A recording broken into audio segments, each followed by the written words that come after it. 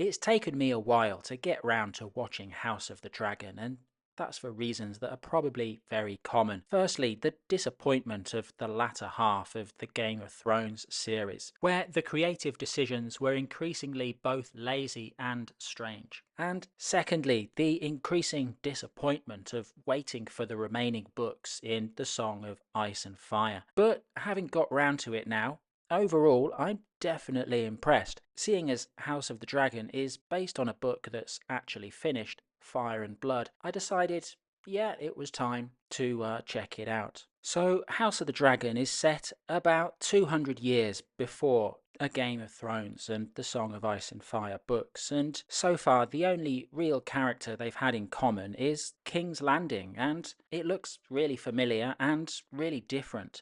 You've got that gnarlier looking throne with all the swords of Aegon's enemies. You've got the Targaryen regalia. In A Game of Thrones and A Song of Ice and Fire, we definitely got the outsider's view on King's Landing. First from Ned Stark and his children Sansa and Arya, and then after that Tyrion Lannister. House of the Dragon is King's Landing from the insider's point of view.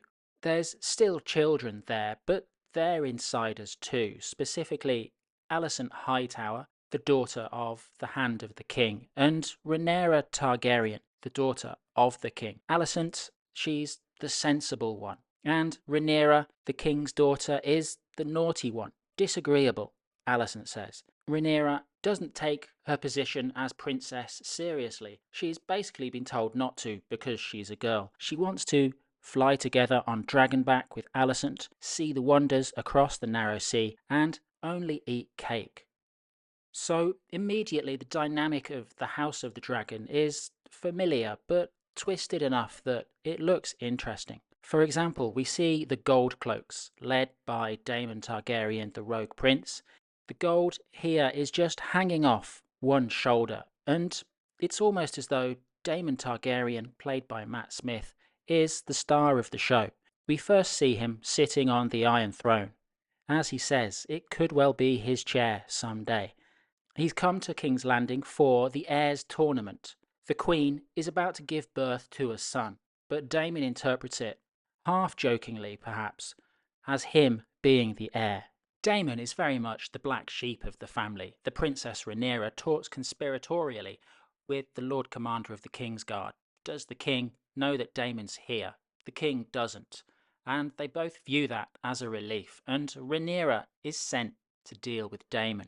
After they chat for a bit, Daemon reveals that he's brought Rhaenyra a gift, and the atmosphere's quite saucy between uncle and niece, I guess you would say.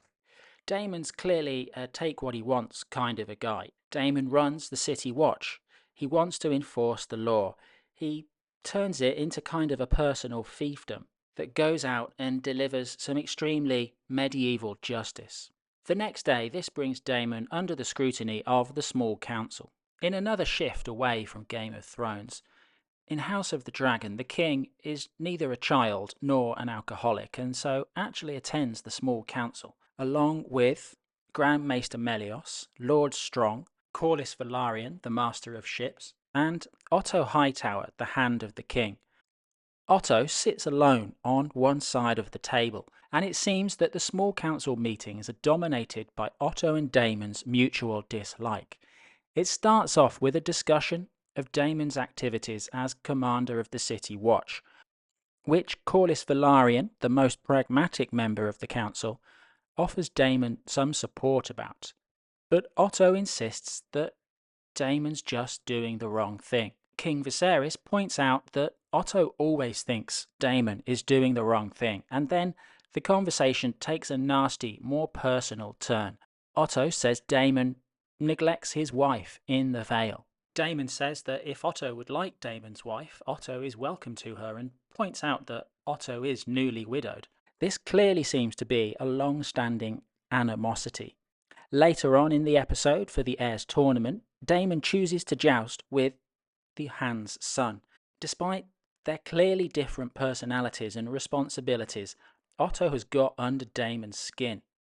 Otto, meanwhile, tries to purvey this calm and serious persona, which we only see break when Otto's eldest son holds his own against Daemon in the jousting.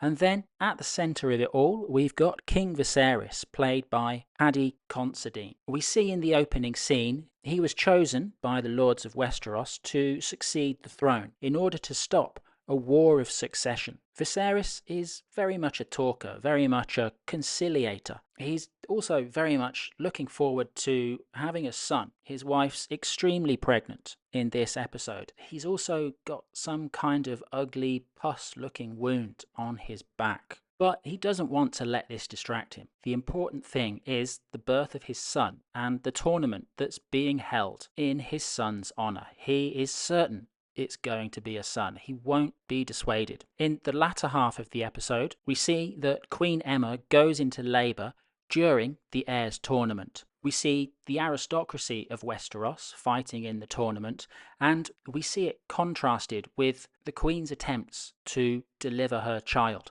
The men's burden versus the women's burden. It kind of works. It's a little bit heavy-handed in some places. For example, through the chat of the Queen who never was, Rhaenyra Targaryen, Viserys' cousin, we learn there's been no war in Westeros for 70 years. None of the men they're watching fight have known real war, she says. And we see lots of death. But hold on, isn't this tournament supposed to be entertainment? Yes, they're going to fight each other. They want to win. But in medieval tournaments, did the participants really set out to injure and kill each other to the extent that we see in this episode? I'm not sure that a medieval aristocracy, which is concerned with its ongoing bloodline, is actually going to behave that way. On the other hand, there's the women's burden, childbirth. Queen Aemma dies during a caesarean section, but gives birth to a boy, Prince Balon, named after Viserys' father. So this comparison between the men and the women, it's a little bit heavy-handed. It doesn't quite work for me. The CGI stadium looks quite nice, but is overused. I think maybe a couple too many of those shots in there. So King Viserys has lost his wife, and when we cut to the funeral scene, we see that his baby has died as well. This scene is staged and framed very similarly to the Tarly execution in season 8 of Game of Thrones. I guess this was deliberate because it's extremely reminiscent. So like in season 8, we have the blonde dragon rider who says Dracarys and, as per Targaryen custom, cremates their dead. And King Viserys still has no baby boy, still has no prince. This means Prince Daemon thinks he's back in the position of heir. Down in one of the brothels in King's Landing that night, he toasts the dead Prince Balon as heir for a day. The next morning, Otto Hightower reports this to the king, who's finally spurred into taking some action. He calls Daemon into the throne room, where they have a bit of a heart-to-heart about what they both want. And while Matt Smith as Daemon has spent the episode showing the arrogant side of the character, now he turns it round and shows what Daemon thinks is honest and vulnerable. Daemon wants to be Hand of the King instead of Otto Hightower, who is a bit of a C-word, apparently. Daemon points out Otto is a second son who will inherit nothing, much like Daemon himself, it seems. Daemon tells Viserys to his face, "You're weak." And if Daemon can get away with this, it's evidence that yes, Viserys is a weak king. Daemon attempts to approach the throne, but is turned back by the king's guard. Viserys sends him into his exile, back to the Vale, back to the wife he doesn't like. And we see how weak Viserys is because he visibly relaxes after Daemon backs down in this throne room confrontation. So with Daemon out of the picture, Viserys chooses to make his daughter Rhaenyra his heir. We see the aristocracy of Westeros, the Baratheons, the Velaryons, the Starks, and all the rest swearing their allegiance to Viserys and to Rhaenyra as his heir, followed by a scene down in the crypts with the skull of Balerion, the Black Dread, where Viserys tells the princess about Aegon the Conqueror's dream of the long night. We hear some music from Game of Thrones. We see Viserys tell Rhaenyra about the terror in the north that will come to end the world, and a Targaryen needs to be on the Iron Throne to stop that. So overall, I thought this was a great first episode. It tells us who the characters are, it reacquaints us with the setting, and we see some people who I guess are going to be important in later episodes. We see Kristen Cole, who clearly Rhaenyra is quite interested in. We see Kristen Cole beat Daemon at the tournament when Daemon apparently beats him, but he's too lazy to actually secure the concession. We see Viserys say that the idea we control the dragons is an illusion. Towards the end of the episode, we also see Otto Hightower send his daughter Alicent to, quote unquote, comfort the king. I wonder exactly what he means. We see Viserys' model. He's clearly a bit of a hobby guy. I like that. There's a couple of weird lines of dialogue, like F the scepter, for example, or Daemon telling Otto that he's clearly not ready to move on yet. But overall, after the disappointment of the ending of Game of Thrones and the lack of ending to The Song of Ice and Fire, I'd say that House of the Dragon looks pretty competent, and I'm looking forward to talking about the rest of it. Thanks for watching.